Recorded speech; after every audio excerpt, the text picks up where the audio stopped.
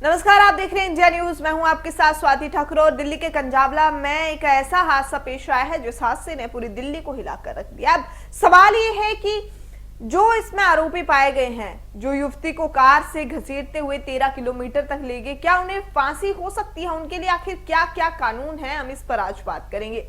दिल्ली के सुल्तानपुरी में नए साल की पूर्व संध्या पर कार से युवती को 13 किलोमीटर तक घसीटने के मामले ने पूरे देश को झंझोर कर रख दिया है। घटना को अंजाम देने वाले 5 आरोपियों को पुलिस ने गिरफ्तार कर लिया है। दिल्ली पुलिस ने मामले में सख्ती से सख्त कार्रवाई करने का भरोसा भी दिलाया है। वहीं दिल्ली के मुख्यमंत्री अरविंद केजरीवाल ने आरोपियों को फांसी की सजा देने की मांग की। ऐसे में सवाल ये उठता है कि क्या इस केस में आरोपियों को फांसी की सजा मिल सकती है या नहीं?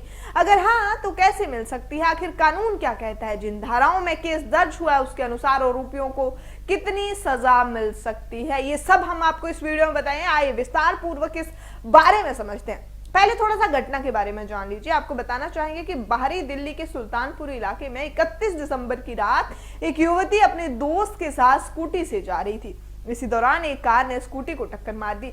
इसमें 2 घायल हो गए। कार में 5 लोग बैठे हुए थे। पांचों नशे में धुत थे। आरोपियों ने बगैर रुके कार की स्पीड तेज कर दी। स्कूटी सवार एक युवती का पैर कार के जो एक्सेल में फंस गया। 13 किलोमीटर तक कार के साथ उसे घसीटा गया। उसके सारे कपड़े फट गए थे।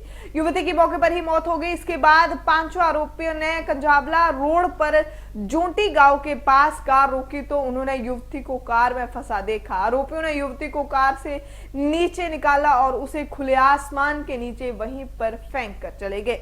युवती के शरीर पर एक कपड़ा तक नहीं था। वहीं दूसरी युवती घटनास्थल से ही अपने घर पर चली गई। पुलिस ने सीसीटीवी फुटेज के आधार पर कार चालक और अंदर बैठे सभी आरोपियों को पकड़ लिया। इस पर मुख्यमंत्री अरविंद केजरीवाल ने फांसी की सजा की मांग की है। आपको बता दें कि कंजावला मामले में सीएम केजरीवाल ने बेहद शर्मनाक घटना इसे बताया है। उन्होंने कहा है कि हमारा समाज किस तरह से रह रहा है। कुछ लड़कियों ने कई किलोमीटर तक एक लड़की को घसीटा, कुछ लड़कों ने। ये बेहद दर्दनाक मामला है। चाहे आरोपी कितने भी रसूख वाले क्यों ना हो, उनके खिलाफ सख्त से सख्त कार्रवाई करनी चाहिए। उन्हें सख्त से सख्त सजा मिलनी चाहिए। पुलिस ने किन किन धाराओं पर केस दर्ज किया, थोड़ा सा अगर आपको इसके बारे में जानकारी दे दे तो 5 आरोपियों को गिरफ्तार करने के बाद दिल्ली पुलिस ने प्रेस कॉन्फ्रेंस की। इसमें बताया गया कि आरोपियों के खिलाफ धारा 269, 304, 304A, 120B के तहत मामला दर्ज किया गया है। पुलिस ने बताया कि प्रारंभिक जांच के बाद अगर कुछ और तथ्य सामने आते हैं तो उसके अनुसार एफआईआर में धाराएं जोड़ दी जाएंगी। इन धाराओं से अब कितनी सजा मिलती है, इस पर थोड़ी सी अगर नजर डालें तो आईपीसी की धारा 269 सार्वजनिक जगह में जानकार या असावधानी से असुरक्षित वाहन चलाकर दूसरों का जीवन खतरे में डालना, घायल करने के कृत्य इस धारा में आते हैं। अपराध साबित होने पर अधिकतम 3 महीने की सजा और 1000 रुपए तक का जुर्माना या दोनों सजा के साथ एक प्रावधान है। आईपीसी धारा 304 के तहत गैर इरादतन हत्या का मुकदमा चलता है। इस मामले में अगर कोई दोषी पाया जाता है तो अपराध की गंभीरता के आधार पर आजीवन कारावास और जुर्माना या कठोर कारावास की सजा भी होती है। हत्या के बाद अपराध गैर इरादतन हत्या की श्रेणी में आता है। गैर इरादतन हत्या का दायरा व्यापक होता है और सभी गैर इरादतन हत्याएं नहीं होती हैं। गैर इरादतन हत्या वो कार्य है जिसमें किसी व्यक्ति द्वारा किया गया कार्य मृत्यु और शारीरिक चोट का कारण बनता है, जो बिना सोचे समझे किया जाता है, जो बिना सोचे समझे हो जाता है।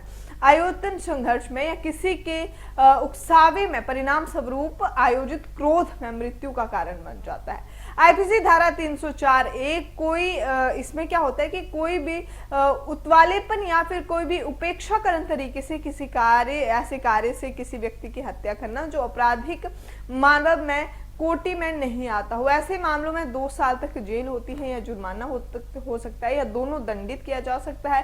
ये जमानती धाराएं हैं और मैजिस्ट्रेट इस मामले की सुनवाई कर सकते हैं। आईपीसी की धारा 120B ये क्या कहती है कि सुप्रीम कोर्ट इसमें कहता है कि आईपीसी की धारा 120B के तहत आपराधिक साजिशों के तहत अपराध करने के लिए समझौते की किसी प्रकार की भौतिक अभिव्यक्ति होनी चाहिए। आमतौर पर इसमें मामूली आपराधिक घटनाओं को शामिल किया जाता है। दूसरे शब्दों में हम ये कह सकते हैं कि उन अपराधों की साजिश को कवर करता है जिनमें 2 साल से कम कारावास की सजा हो। इस प्रकार धारा जो है वो नामपत्र की सजा यानी 6 महीने से अधिक की अवधि के लिए कारावास नहीं लगाती है। तो क्या फांसी की सजा इन्हें मिल सकती है?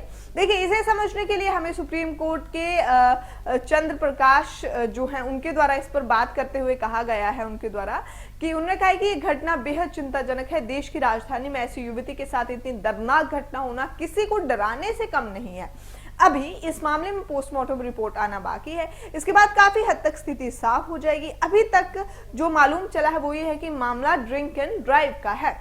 शराब के नशे में आरोपी गाड़ी चला रहे थे, इसी दौरान ये घटना हो गई। पुलिस ने जो धाराएं लगाई हैं उनके अनुसार अगर दोषी साबित होते हैं तो आरोपियों को अधिकतम आजीवन कारावास या कठोर कारावास की सजा मिल सकती है। मतलब फांसी की सजा मिलने की गुंजाइश इसमें नहीं है। इसी तरह की तमाम खबरों के लिए आप जुड़े रहिए इंडिया न्यूज के साथ।